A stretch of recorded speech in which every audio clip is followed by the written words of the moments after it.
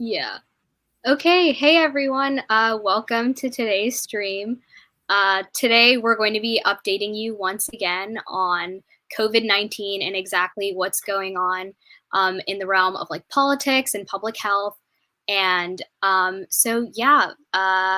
here's Amanda. Well, And Eric is going to be joining us, and we'll just get started. So before we do anything, just a quick reminder that in order to like support you guys in through like these school closures and everything, Fiveable is going to be streaming for free from now on. And so like it's a really good resource, especially if you like can't be there in person in class, to just tune in and see exactly like what's happening in the AP curriculum. And so you're ready for your exams in May. As we see like exactly what happens throughout these next few months. And so if you're not already, follow Fiveable across all of their social media because we'll be like posting updates and everything else from there. And so in this stream, we're going to be talking about history, about modern politics, and then Robbie's going to be talking about exactly what the CDC is telling you guys to do in order to stay safe. So we'll just let Eric take it away from here. Yay, hi, I'm Eric Beckman, and I do a lot of different AP World things around here at Fiveable. And on last week's first COVID-19 stream, I talked a little bit about how our understanding of diseases in the past, especially the Black Death from the Middle Ages, the second bubonic plague pandemic, and the flu of 1918, how there's the information that we know now, evolved over time. And so we don't always know what we don't totally know what we're dealing with. But that's not what I want to do today is kind of take that and twist it in a little different way with just a couple 3 slides here. First is just to kind of drive that first point home, which is that a lot of things that people say about the first slide actually. To drive that point home about misinformation, how many people have seen an image like this that's for the Black Death with a person like in your textbook even, I wouldn't doubt, or in some curriculum materials, or maybe even in a slide that I've done myself. But as I've learned more about the history of disease, that's not the Black Death. Yeah, darker images would be all. Because the Black Death actually made people's skin turn actually black. And so when you see spots like this, it's leprosy. So last week I mentioned there's a great medical historian. There's a really good Twitter follow. Monica Green is her name. And she pointed, through like reading some of her stuff. So apparently this is actually a guidebook for bishops and church people in England in like the 14th century. It's like, what do you do if the monks get leprosy? Basically. And the answer is you have to give up your job unless you're a bishop, in which case then you have your assistant do your work and you can still earn income from the lands. So that's just a way of saying that even with things about the past, we need to be careful when we're looking at information. But if we take a look at the next slide, on this, but really a different way to think about that though is that a lot of the things that we've been doing, like with that image with the monks there, or they could actually be priests, it's not clear, but that the idea that a person who's sick should recuse themselves, should separate themselves, like that's not new. Medieval people did not understand germ theory, and some of the stuff that they thought would work for the plague didn't work. And there's some good DBQ or paired text kind of activities out there about that. But people did kind of understand that if people are sick, they should be kept away. And this was such a common process that I discovered today. There's a whole studies of it. Like you can go to the Quarantine Studies Conference. Well, unless it's canceled this year it's in Lisbon this year. But if you look at these other images, the one in the middle is from 1918. The one in the top right is from Ireland at the turn of the 20th century, a fever hospital. And then we have a couple from this year. So what this made me think about, like as a historian, is that our experience of social isolation in this is not new. And even though we don't understand every detail of this disease, and the details that are out there are changing, that doesn't mean we don't kind of know what to do. And so I think a lesson that thinking about the past has given me is that we don't have to have perfect information to kind of do the right thing and keep ourselves safe. That even though people in the Middle Ages thought that breathing was how the plague was spread, even though it probably wasn't, although that might not actually be wrong, it turns out, but mostly maybe it wasn't, even that doesn't mean they didn't know what to do. Even though they thought that washing your hands with vinegar would do something to your pores, which it might not, that was probably still a pretty good practice. So if we take a look at one more.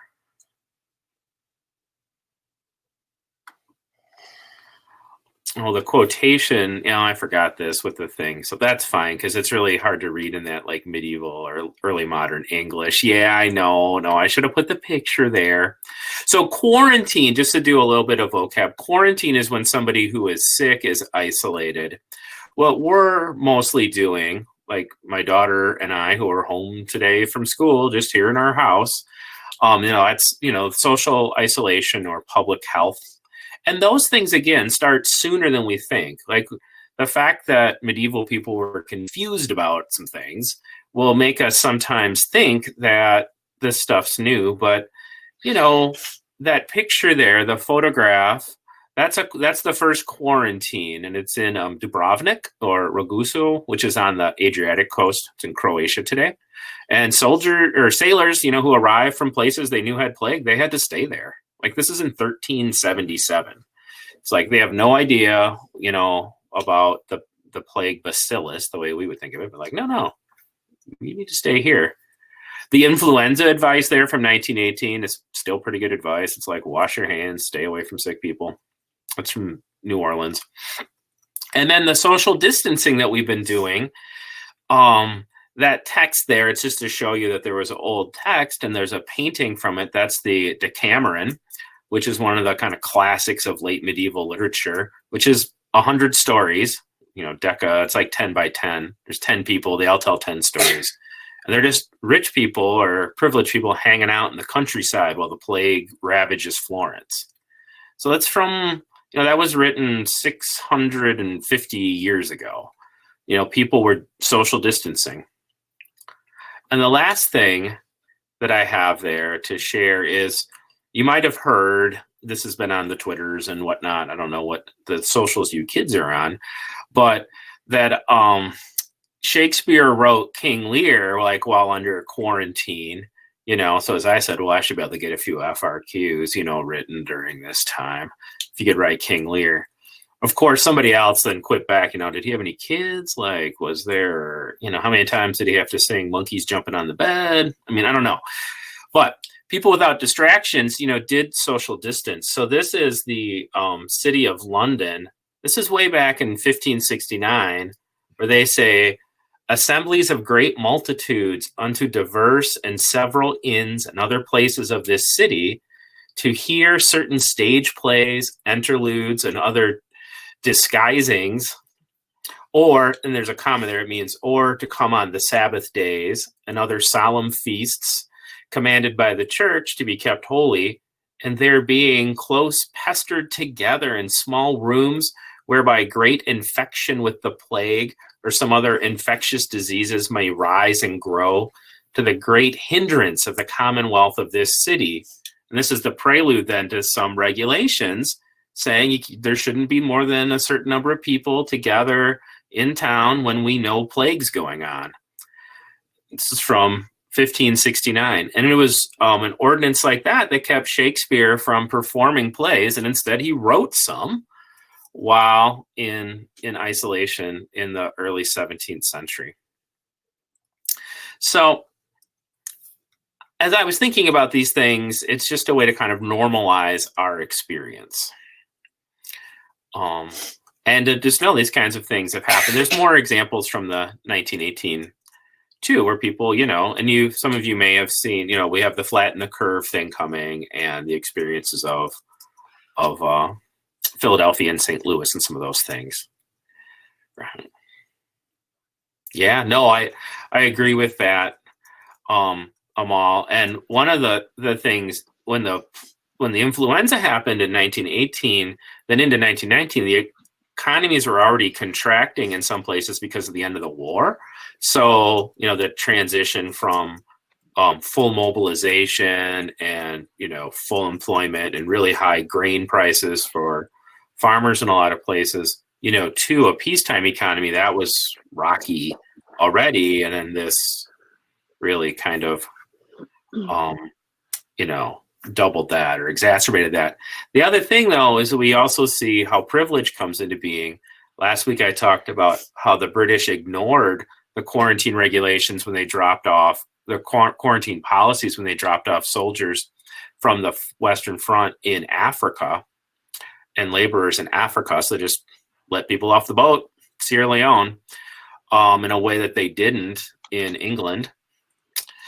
And how that power differential meant a lot more people died in Africa and in India and Oceania. So we see the same thing here where the people in Boccaccio's stories, they can leave town and it's their servants who are back in town.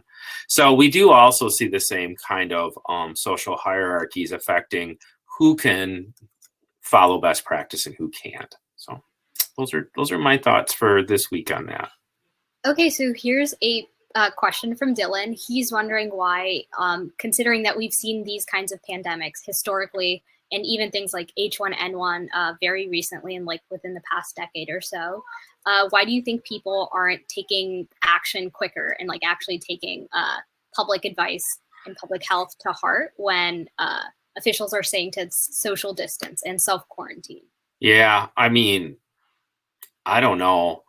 I mean, I'll say one thing. My first thought is if you look at that picture from Dubrovnik there's a wall around those houses.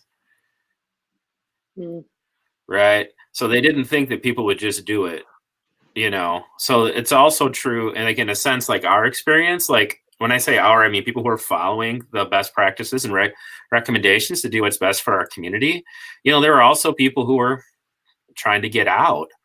When I was looking through this stuff, yeah, you did see like walls and guards and people getting shot and stuff, some things like that too. So there's that. And I don't know, maybe it's the faith in modern medicine too. Mm-hmm. And it's true that the 1918 influenza, most people who died of pneumonia.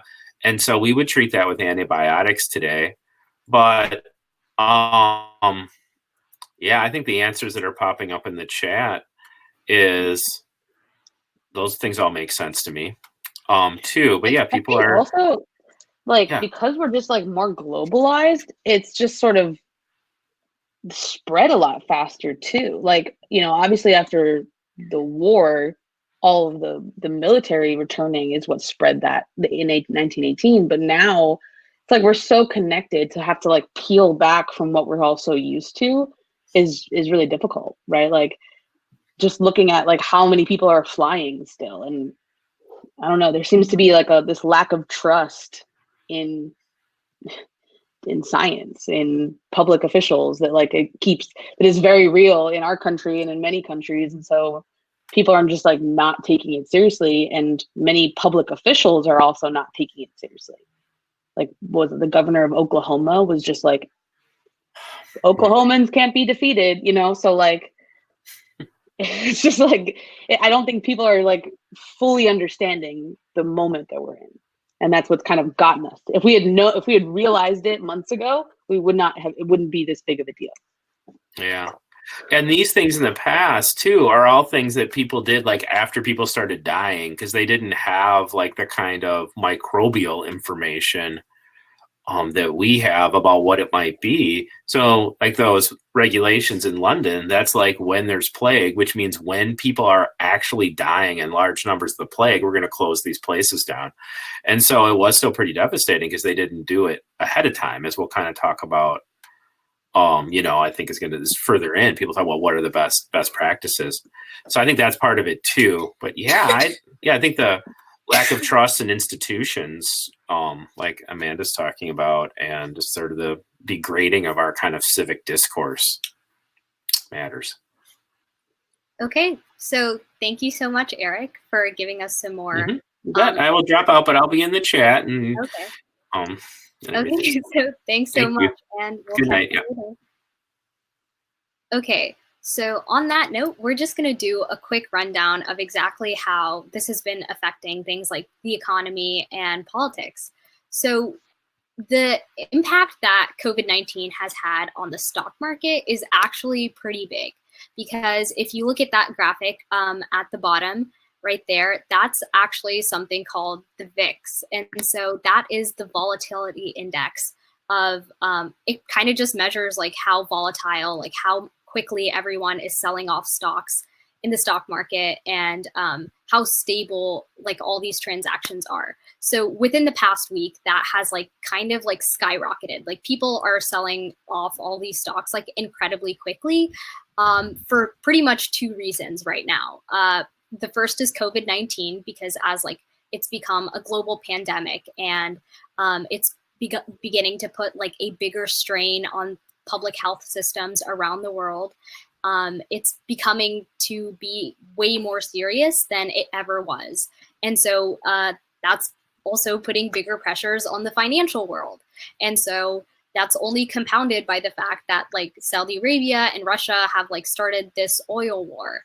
And so the stock market right now isn't stable like at all. So like even within the past week, they started these like rules after the 2008 like stock market, where if selling gets to be like too volatile and stocks are dropping too quickly, they put a pause on trading. And so that's been triggered like a few different times throughout the last week. And so it just shows like how quickly the stock market is like moving, and like how big the impact that COVID-19 is going to have on the economy. And so the Fed has done two different things in order to like minimize and mitigate the amount of impact that COVID-19 has, pretty much to try to like stave off a recession of any kind. So it's cut its interest rates to be practically zero. And they're also like buying treasury and mortgage-backed securities in order to like make sure that the US economy is more secure. And so even though like the US federal government, or at least the Treasury and like the Fed, is taking these actions in order to make sure that the economy has like less of an impact, we still don't know exactly like going forward how big the implications will be, especially because like we don't know the complete like forecast for what COVID-19 is going to look like. So on that note, Akhilesh is going to tell us a little bit about what state and local governments have been trying to do in order to make sure that COVID-19 is contained. So hi, I'm Akhilesh. I normally stream for AP Gov, so nice to meet everyone. But I'm going to be talking a little bit with Fatima about the politics that surrounds the coronavirus pandemic now. So a lot of state and local governments across our country are taking action to what's called like flatten the curve. So what a flatter curve means is that it's the same amount of people getting infected, but it's over a longer period of time. So if there's like that slower infection rate, that means that the healthcare system is going to be less stressed, and therefore fewer like sick people that actually need that healthcare are going to be turned away. Now, something that I read that I thought was interesting, a really interesting metaphor for that is like an office bathroom. So an office bathroom doesn't have like unlimited stalls. It only has a certain number of stalls, right?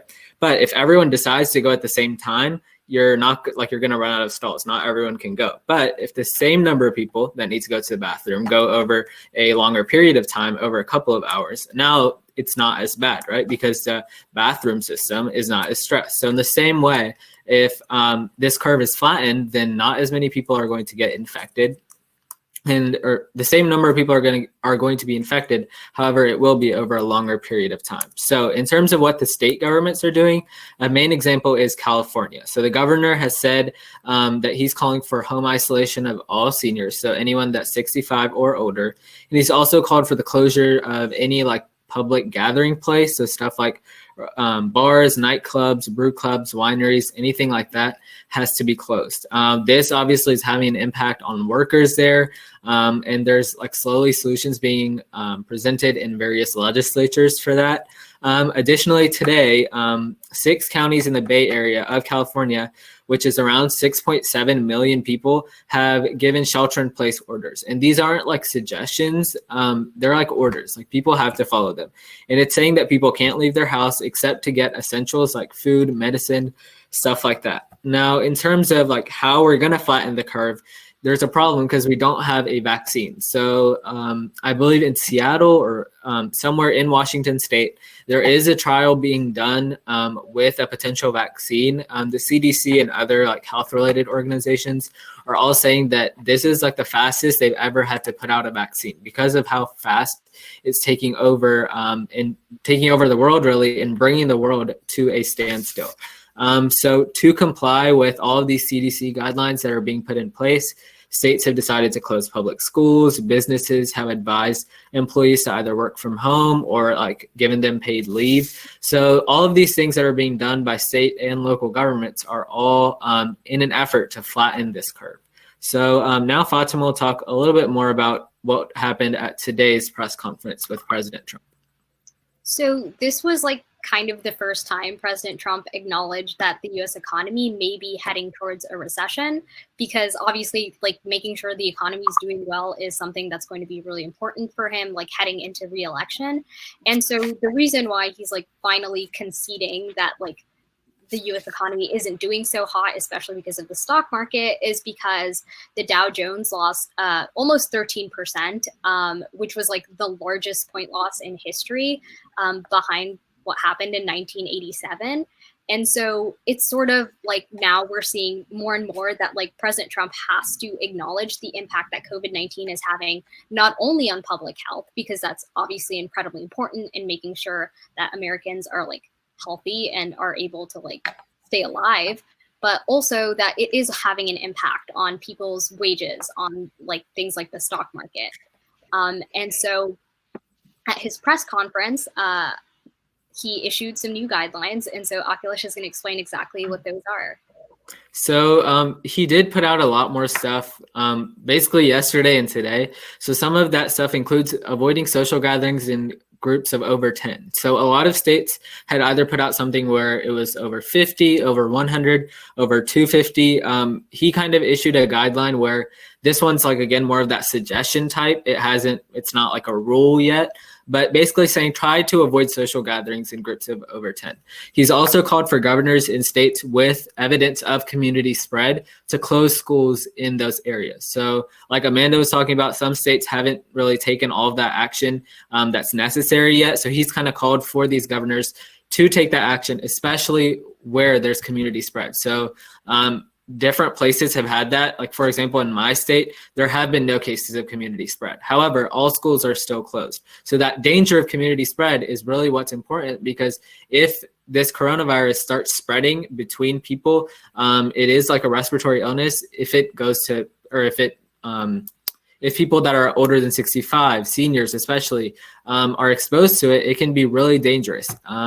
Especially that's what we saw in Seattle, Washington state, which is kind of really, or was the epicenter of this crisis in the US.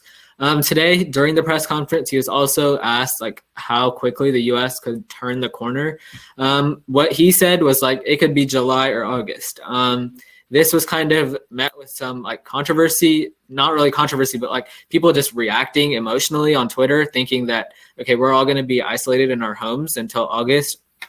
Basically, the person that came right after him in speaking, Dr. Anthony Fauci, who's the director of the National Institute of Allergy and Infectious Diseases, kind of said that the guidelines wouldn't necessarily last through the summer months, but this timeline was a potential trajectory of like the coronavirus's spread in the United States. So it's a possible trajectory, not what's guaranteed to happen. Additionally, President Trump said that he's not considering a nationwide lockdown yet, like has been imposed in other countries. However, he did say that certain areas of the country could take those actions. So that's kind of something that we've seen already with California. There's also some more stuff happening in terms of the election 2020 and how all of that is being impacted by coronavirus. So that's what Fatima is going to talk about.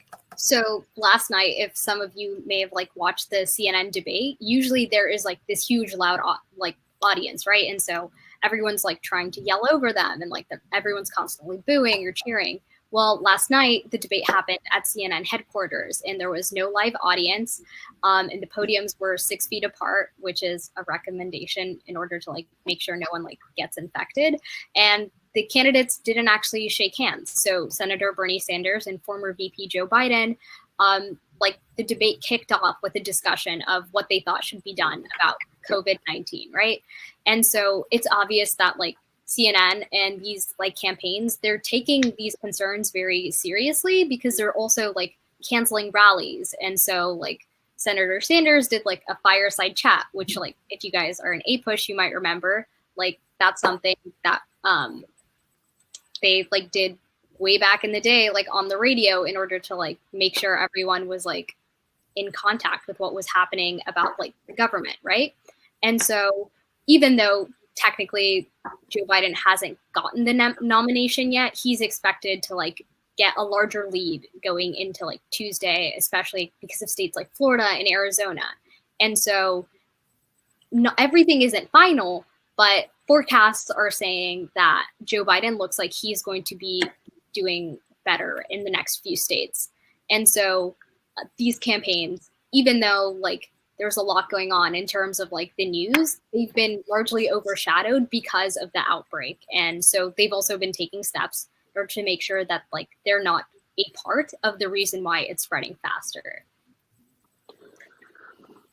Okay, so another thing that's kind of, or that was discussed in the debate was Biden's ability to draw voter turnout. So that's kind of been Sanders' like go-to. He's able to generate crowds at rallies, but now they can't really do rallies. So like Fatima said, he's doing like these fireside chats. Biden is doing like virtual rallies, things like that, where they can't connect with the audience as well. So one main thing that Sanders questioned was Biden's support from Latinos and young voters. So Sanders has done very well with these demographics. On the other hand, like Biden's done really well with African Americans. So now there's kind of this split within the Democratic Party as to who can attract which demographics of voters. Other things that were discussed include some policies by Sanders. So like the concept of Medicare for all, like that's been popular in states, even the states that like Biden won. So even in states where Biden had a significant lead or significantly did well compared to Sanders, Biden or Sanders policies have done significantly better than Biden. So that's kind of now still something to think about, because now Biden seems like he's going to win the nomination, but Sanders policies are still more popular. Now, the other thing that happened yesterday was Biden pledged to pick a female running mate. So he said, if I'm the Democratic nominee, he said like he will pick a female vice president, basically.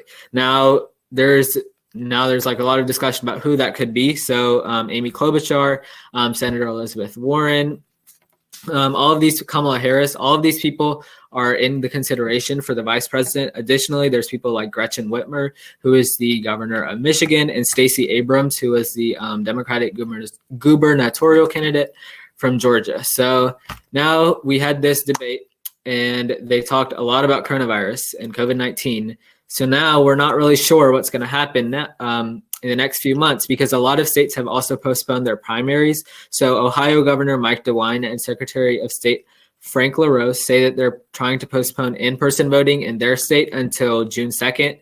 Kentucky, which was supposed to vote May 19th, which is still a long way from now, is now voting on June 23rd.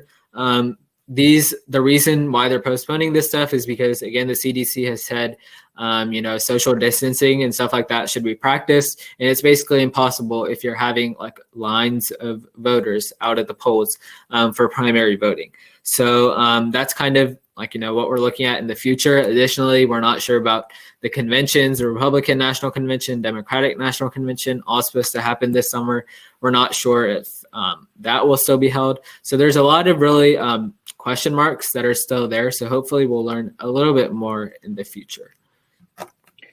I think something really interesting to point out too, that is with like politically and the election is that the spread of this virus is leading us to have so many conversations around healthcare and like universal basic income, like labor rights, like paid leave, all these different like policies that people like Warren and like Bernie had on their agenda, but were not necessarily like centerpieces of the campaign. Like someone like Andrew Yang has been very vocal about universal basic income, and has also like right now has been very clear that like that's something that should be passed. And that would basically look like the government essentially giving every adult $1,000 every month. And you can imagine like with the spread of this virus, in losing jobs, in being affected if you work at a restaurant or how many people are going to have issues, and if you knew you had $1,000 coming in every month, there's such a impact that could have. And so I'm curious to see how this spread leads to other issues that are then leading us to now like pressure our politicians in ways that we didn't necessarily a week ago, Mm-hmm. Kind of an interesting point that I've been reading about. Yeah.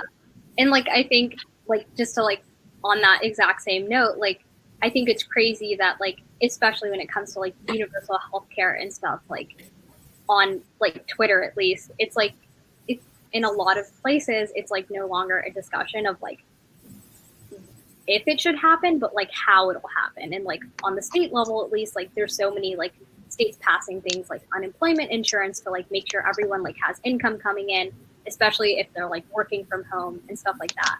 So I think it's like kind of interesting how like even at the state level, there's like all this action being taken to like make everything more accessible, I guess is the word. Plus, it's such a day-to-day thing. Like it's there's always something new that we're learning every day, whether it's on like the scientific side or the policy side, or how the federal government is reacting to it, state governments. So it's like something that's changing so quickly. So we have to keep up with its effects. Right. I mean, I think too, like with the spread, people are just like really coming to terms with the fact that a lot of people are going to get this. That doesn't necessarily mean that, like with the curve, like hopefully it happens over time and it doesn't overwhelm the healthcare system. But thinking about what healthcare looks like in this country, if you go into an ER, you now could come out with thousands of dollars of debt that you have to pay, even if you have insurance. And so that kind of fear is going to lead a lot of people to not go into hospitals, even if they are needing care. And like the impacts of all of that, like as a country that doesn't have universal health care, this is like a massive case study of like why we would need it, in order to like really protect people, not just now, but also later on when they're now dealing with the medical debt that's going to come from this. Yeah. Okay. So now we'll bring Robbie on. He is an EMS official.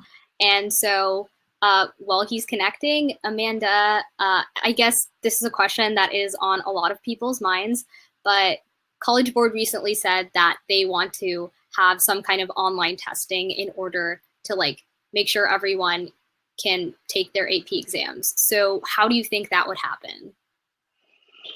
I think AP exams are a huge question mark right now. I think as things keep getting canceled and we see the importance of this, of quarantining right now, of distancing ourselves, I think it's just really hard to think about like how long this is going to last, if testing in person will even be possible in May. And seeing that update today, I think my first question was just like all of your first questions of like, how are they going to do that? Like how will they prevent cheating? How will they test all these people? Like, what if you don't have access to a computer? What if you don't have Wi-Fi? Like I think it leads to just like a lot more questions that I have and that I know every teacher and student and parent has. And so we're obviously watching the space very closely and keeping up with like what they'll be announcing, but I just have no idea how it's going to play out. Like it seems it's like one of those things that like kind of what you guys were talking about, or this was coming up in the chat. With a crisis like this, we're seeing all of a sudden, all of these like, rules or things just like pulled back, like Comcast giving internet, or like all of a sudden a 12-ounce bottle of Purell is allowed on an airplane. Like you're kind of noticing all these different rules or ways that things were and how fast we're like moving to another thing. And so if they are able to put AP exams online, then my first question is going to be, why didn't you do that before? Because it seems like having online exams, even though it leads to a bunch more questions, is totally possible. I mean, Duolingo has been doing online testing for like English language for a while. And so like the technology is there, the infrastructure is there, but in order to actually do it in high schools is not there. So I think more than anything, we're going to get these questions of just like, you seem to be moving so fast. Like, why didn't we do this before? But I don't know what's going to happen. I think I'm sure a lot of you guys in the chats are nervous, because I talked to a lot of teachers today that, and I'm sure Robbie can speak to this, that are not allowed to teach if schools are closed. There's a lot of like union specific rules. There's other types of school state like regulations where when the schools are closed, the teachers are not allowed to assign things, which I can hear a lot of students being like, woohoo. But the problem is now, like, if the tests are going to happen in May, how many kids are not actually going to be prepared for it because of a whole onslaught of factors? So that's one of the things that I'm worried about, is if the tests continue, if they're online, whatever, we'll kind of see how that plays out. But if that's even an equitable decision to continue with the exams. Yeah. So I guess these questions are just leading to more questions. Yeah. I mean, I have the link that Akhilesh just posted. I have that like basically on bookmark, checking it every day. Like, and we added this live stream every day too, to just keep up with what's going on, and I don't know, just keep checking back. Okay, Robbie. So what you got for us? Yeah, hey guys. So I'm Robbie May. If you've seen me on Fiveable before, you've probably seen me for AP Gov. I kind of am in an interesting position right now, because I teach AP Gov, AP US History, and AP World History, but then for fun outside of school, I'm a paramedic. And very involved in the EMS system, and I also teach for the University of Maryland. I teach pre-hospital emergency medicine for them. So now that my school's closed for at least the next 2 weeks, I'm really focusing on the paramedic side of things. In fact, I'm actually on duty right now at my station, and I'm in the back of my ambulance. Why? Because it's the quietest place that I can find in the station.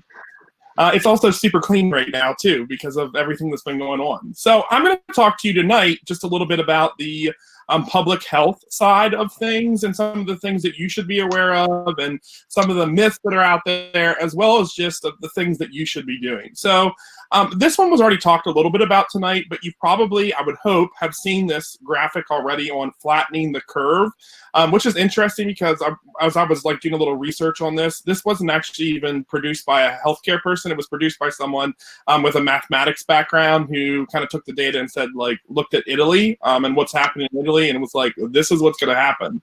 So the idea behind this is that if places, and in the United States, really we're talking about states, if states don't take proactive measures like closing schools, like closing public places, like limiting the number of people that can be in groups, the whole social distancing thing, etc., you are very quickly going to get a mass outbreak of COVID-19. And very quickly, what's going to happen is that's going to overwhelm the healthcare system. And instead, what you're hoping to do is put in all those things into place, like closing schools, closing restaurants, limiting, interaction, etc. And you're going to still get those same amount of infections, but they're going to be gradual over time. And that way, the healthcare system hopefully is never overwhelmed. I just think about in my area, I live in a very rural area of the country. I live in Western Maryland in the Appalachian Mountains. We have one hospital for this entire portion of the state of Maryland. And that hospital, in the entire hospital, we only have 20 vents. And in the county, there's about 100,000 people in the county. So if this really does get that big, that's a real problem because we don't have enough vents. In our entire county, we have, just like a rough guesstimate off the top of my head, about 20 ambulances in the entire county. So if all of a sudden tons and tons and tons of people are getting sick, we don't have the capacity to transport that. And for many of you, okay, if you don't live in a city, you probably are in a place where your EMS is volunteer or is a quasi half volunteer, half paid. That's what it is at my station. So like at my station and most of the places here in my county, we have one paid person that works, on the ambulance, but then we also require a volunteer, whether it to be the driver or whether it to be the medical provider. And so when you're relying on volunteers as well too, and we're the people that are in front of all these people who are getting sick, well, then that becomes a problem too, because what happens when we start to get infected? I put a link here on the bottom of this slide, but if you want to see the latest infections and where they are at in terms of close to your area, this website actually triangulates where you're at and shows you the closest ones, and it's updated as things are reported by the CDC. So it's just a cool website to kind of see. So that's the flattening curve. Let's talk about the next thing here. So the next big thing that you have seen really rapidly happen is the public health actions around school closures. And so this is as of about an hour ago. All the red states are states that are now closed in the United States for at least 2 weeks, some 3 weeks, and some are indefinitely. They have not given a set date. So what you're seeing here is that more and more and more school systems are beginning to close. I have been perusing a couple things, and it sounds like you'll probably see some of the same happen in California and Texas, which of course are two of the largest populated states in the United States. This has been one of the first actions that a lot of governors have taken to try to be proactive to, well, Texas did it today, so there you go, to be proactive in order to stop that spread of the virus as quickly as possibly, just because think about it, when we're in a high school, you're in kind of like this microcosm with all these people, and people come to school sick just like people go to school or go to work sick. You probably have limited numbers of janitors. Like I work in a big high school and there are 2 night janitors. There's no way for them to possibly wipe down every surface and everything else. So these closures are not only for to stop or to allow for social distancing, but also for deep cleanings of many of these schools, the type of cleanings that you only see typically in the summertime. And so many states have just kind of taken this proactive measure. And I'll be very honest with you. And actually, Amanda and I talked about this earlier in the week. As a paramedic and as someone that sees really terrible emergencies frequently, I'm always hesitant towards a lot of things. And a week ago, if you were telling me about all these school closings, I honestly probably would have just rolled my eyes at you because I wouldn't have seen this as such a major, well, now pandemic, that it would be so important for us to close schools. But as I have continued day by day to see what occurs in Italy, which really is about 10 days ahead of us in the calendar of this pandemic, it's become clearer and clearer to me that schools need to be closed. And if you're interested in terms of the data behind, because there's a debate about, well, the flu is worse, there's a lot of myths behind that as well too. I'd actually encourage you to look at our stream from last week, because Caroline in our stream last week talked a little bit about that science side as well too, and can kind of answer those questions. But there are a lot of questions open right now, so like, when will schools reopen? It's going to be hard to tell. So for us in Maryland, we've been told that we're coming back on March 26th or March 27th. So 2 weeks off. We don't get a spring break anyways because the amount of snow days that we get here in the mountains. But to be completely honest, the longer this goes on, the less likely I think that that's going to be, especially when you see the CDC estimates now are saying 8 weeks for many places before we start to see the downward trend, and how long we really need to maintain this social distancing. And so basically, I think that a lot of what I've told my students, and of course a lot of them are in the chat right now, congrats, I think you're on summer vacation right now. And so now what does that mean for your summer? That's going to be up to your state. You're on summer vacation. Yeah, you're on summer vacation in March. Yeah, the latest I've seen schools closed already is April 20th. I haven't seen any dates beyond that, but I agree with you. I would honestly be surprised if school reopens, to be perfectly honest. Just yeah, I'm looking at Italy too, and just looking at what everything's happening, and the fact that like it doesn't seem like in the last week, other than school closures, you know, in the last few days maybe, but in the last, we haven't really been doing enough fast enough to like prevent this. And so mentally prepare yourselves for 8 weeks, and then if it's earlier, sweet. Right. And so like there are all these unanswered questions right now. So I hear from my students and also from my fellow teachers who have been texting me, et cetera, and they're like, well, when do you think we'll reopen? Do you think we'll have to make it up? To be honest, guys, it's going to depend on your state. It's a state of emergency in most states, so a lot of times that kind of waives makeup type things, but at the same time, this is unprecedented. Never can I think of, with the exception of like Hurricane Katrina in Louisiana, where we've just closed schools down nationwide for weeks and weeks and weeks on end. So other questions that come up into the air is, you know, when will graduation occur? Is graduation going to have to be moved back for those of you, the seniors? You know, prom. Those are all events that are large events, and so I kind of even think that whether we go back to school in 2 weeks and 3 weeks, et cetera, that social distancing piece is probably going to stay around longer than that. Okay, and so that's definitely going to affect things like that. And of course, Amanda already talked about the AP tests that have occurred. And then, the question in the chat, have there been any cases in West Virginia yet? The answer is no. I can literally throw a rock into West Virginia, and honestly, our culture in Western Maryland is more West Virginian than it is Maryland. And I saw a T-shirt yesterday that said something. What was it like? You stay in my holler, and I'll stay in yours, or I'll stay in my, or you stay in your holler, and I'll stay in my holler. And I was like, yeah, that's so typically West Virginia. It was like remaining separate since 1863, which is when West Virginia split off from Virginia. I honestly think that the reason that you don't see a lot of cases in West Virginia is because it's such a rural state. There is no major international airport in West Virginia. There's an airport in Charleston, which does take like regular passenger planes, but it's just domestic. And there's not obviously a whole lot of air traffic going in and out. And I think that is a big piece of why you don't see that. Can you flip to my next one for me?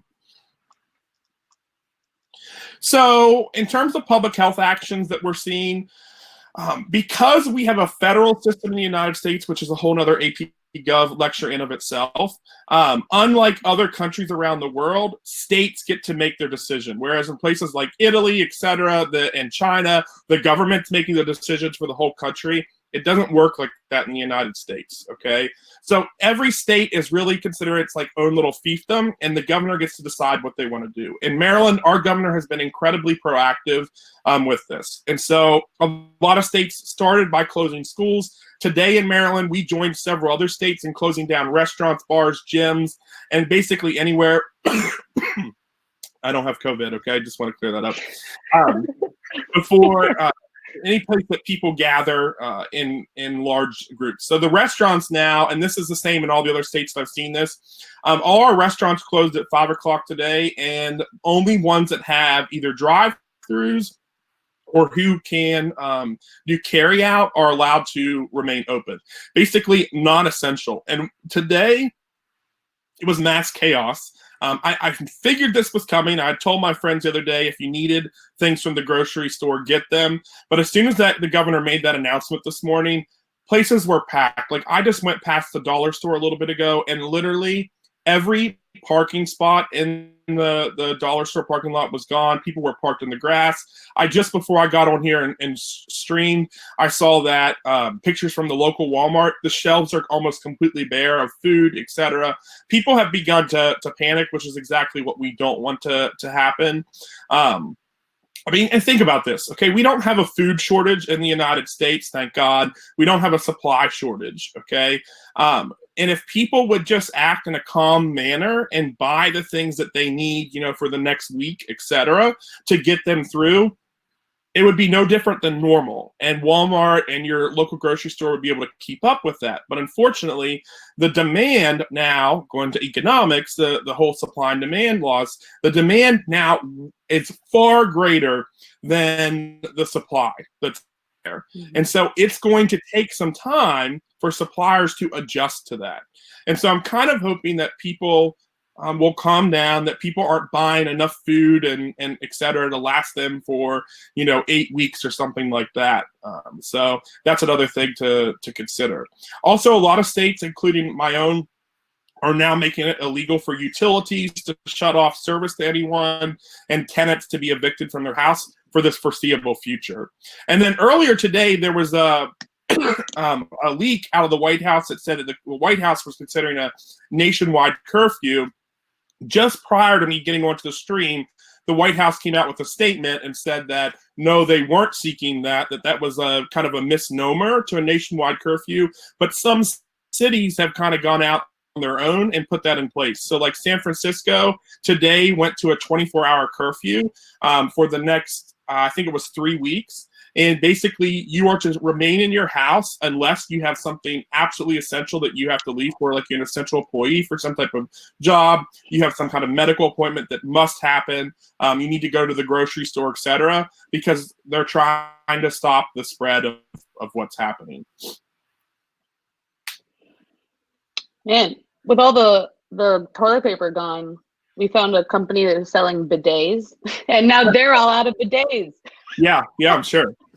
So how do you protect yourself? I mean, these are things that you should know already. You've probably heard, but washing your hands is huge, and not like doing the 5-second hand wash, or gentlemen who are watching this not washing your hands at all, because the boys' bathroom's right across from my classroom at school, and I see you guys come out of there without washing your hands. So wash your hands. Take time to wash your hands, okay? Not like a 5-second spritz and you're done, okay?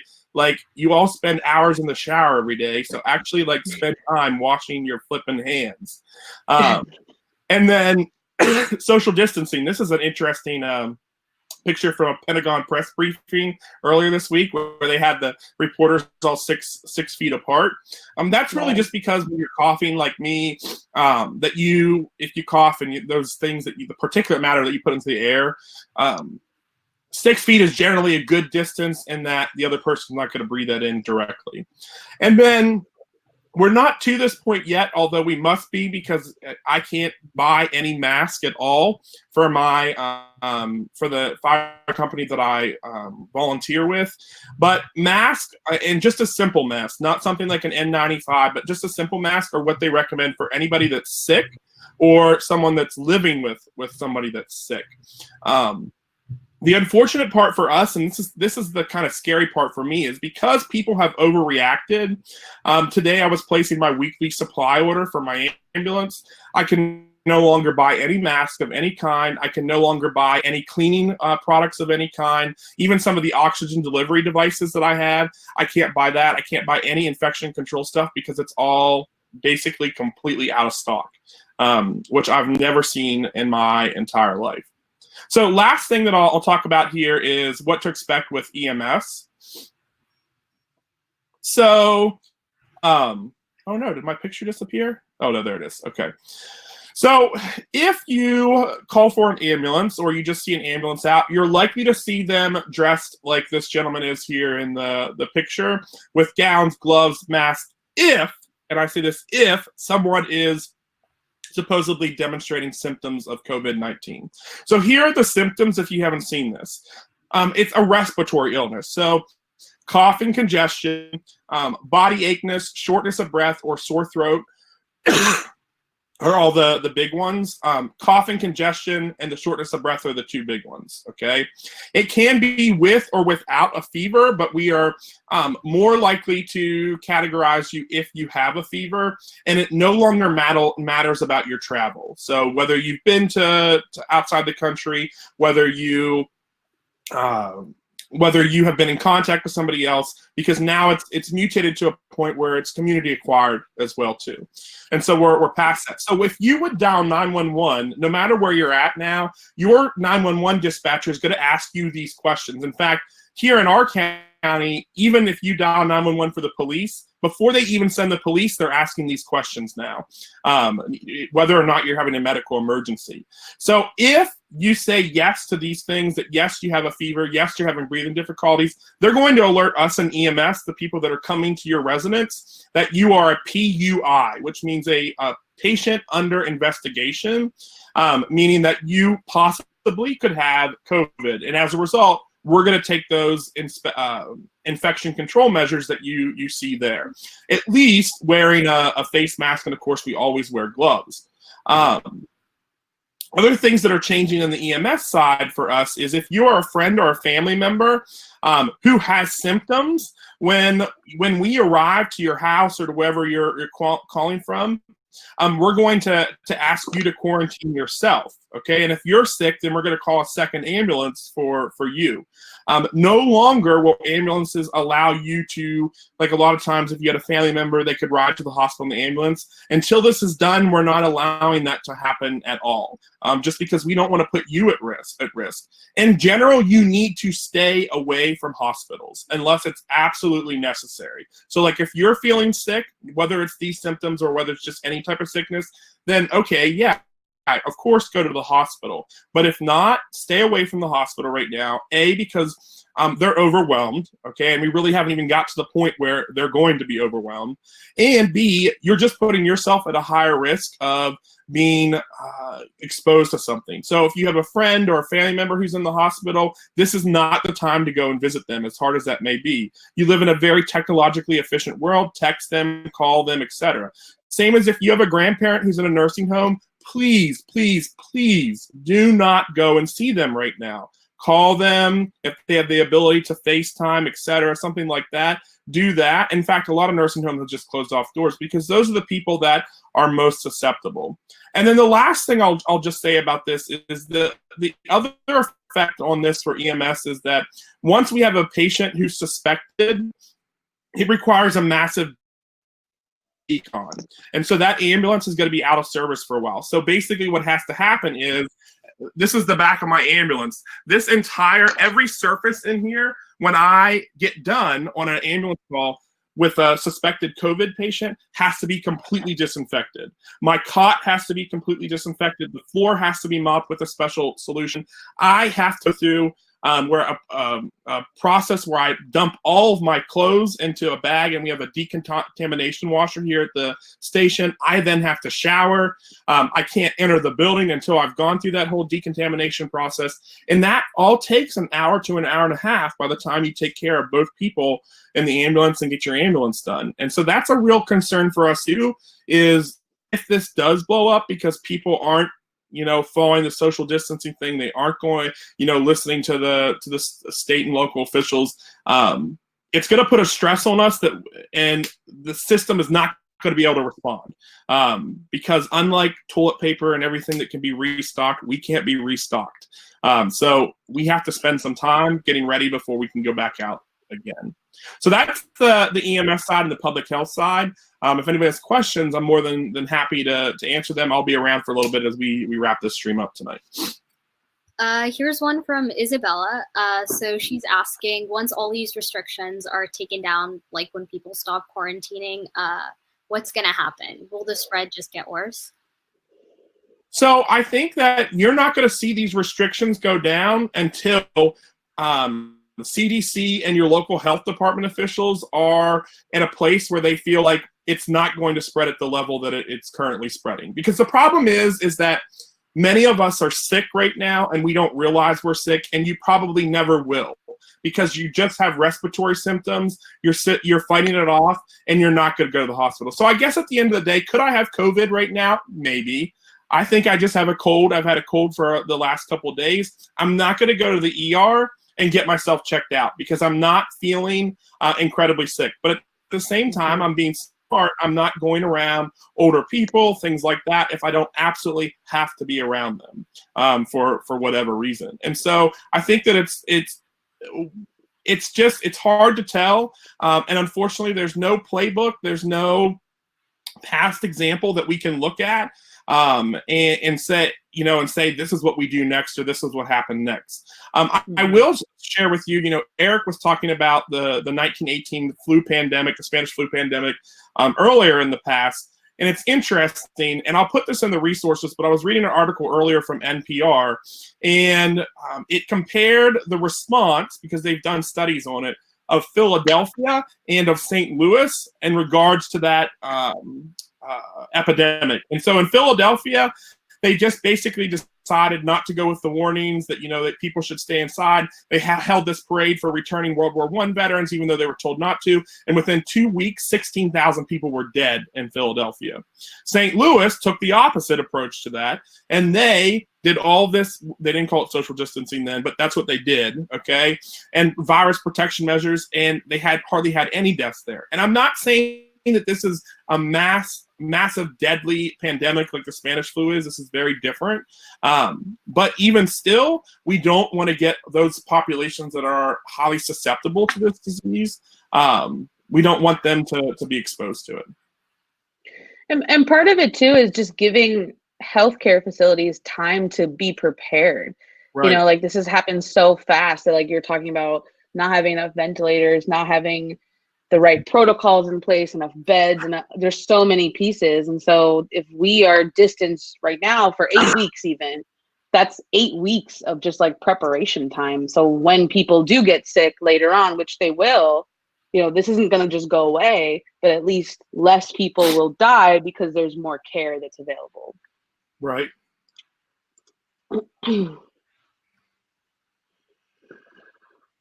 Okay, so I guess Chris is wondering if they have COVID-19. Are headaches a symptom? Headaches are not a symptom of COVID-19. It's all respiratory stuff. So basically, I tell someone, if you're having respiratory stuff, and really this is how I know I don't have it, because I don't have a fever. I haven't had a fever at all this week. If you have a fever and respiratory stuff, well, then it could be COVID. But if you're throwing up, generally, if you're having or flu-like symptoms like body aches, that's not typical of COVID. It can be, but the vomiting piece is not. I mean, that just sounds like a GI thing. If you're having a headache, you're just having a headache. You're stressed, so. But that's not a COVID thing. Okay. It's more about what it's. And then I just question. Sorry, go ahead. Sorry. I was just going to say, if you only have a headache, then you probably are just stressed. But yeah, you know. Yeah. And then I saw the question: when will COVID-19 tests for every single American be available? That's a great question that I don't even think the President of the United States knows the answer to. So, I definitely don't know the answer to that. Yeah, good question though. Hopefully soon. One of the interesting things I was reading about too is just the importance of having testing, because ultimately we all need to just distance ourselves anyways. But in having testing widely available, you can then pinpoint the different epicenters that are going to pop up and do more to then control those areas and those people, take more proactive measures to do that. And just have a better sense of just where we're at, the numbers that we have right now are most likely very much underrepresentative of how many people are actually infected. Right. So hopefully we get those tests soon, just so that we have more data. That's really what it's about. It's just having more information to then be able to make better decisions. Yeah. I mean, so unless you guys have anything else, that's all we have for you on the current event side of everything. So what a time. Everyone who joined us, thank you so much. We hope you guys stay happy, stay healthy, social distance yourself. Your summer vacation. Yeah. I just want to say, like, I know that this is all just super stressful and there's so many unknowns and so there's more questions than there are answers right now. I think the best thing that you can do is definitely obviously like following all these guidelines, but also just like really make some space for yourself to take care of yourself, because this amount of stress and anxiety on all of us is can also lead to a lot of symptoms too. Like I've noticed myself just getting so stressed out that like I almost feel sick because of it. And it's not, I'm not sick, but I'm dealing with so much of the same thing I know all of you guys are dealing with. So things that I've done to help myself cope with that is I just bought a puzzle and an Xbox because I just needed like something else to do that just like was really fun and not thinking about anything serious. So find something that is just going to totally distract you, you know, whether it's watching a TV show or reading a book or listening to a podcast or drawing pictures. Yeah, watch all the Harry Potter movies. Like take on a little project for yourself that is just like totally has nothing to do with anything relevant, you know. I think that's a really important piece of this, that like our mental health is all going to take a toll, because I'm on Twitter and I'm just like, oh my god, you know. And so find ways to take breaks, because you're going to need it. This, you know, it's important. Take care of yourselves. Mm-hmm. Yeah, I second that. I'm learning how to embroider a duck. So that's Nice. my life next few weeks. Wait, like an actual just like duck? Yeah, like it's fully just a duck. Like, Well, we're gonna need pictures when that's done. it's gonna be a while, but okay. Well, you got time. It's fine. The puzzle that I bought is of like outer space, but it's so hard to do because all the pieces are like the same.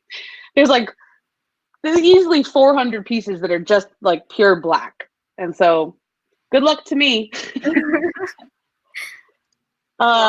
Also, we have just added live streams every night this week just to have a time and place to then kind of channel these questions and these different things, because things are changing every day. So for all of you guys that are here, I'll be live again tomorrow and joined by, you know, other teachers and students to just answer questions and just kind of be a, you know, something that you can count on every night at 8:30 p.m. Eastern to find out the news of the day, find out any like, you know, anything that's happening, that's going on, and just have a place to then be able to come together and ask questions, share strategies for being in self-isolation, you know, all those different things.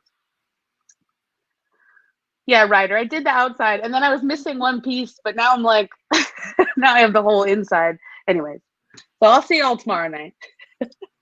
Okay, we'll see you then. Bye, guys. Peace out. Bye.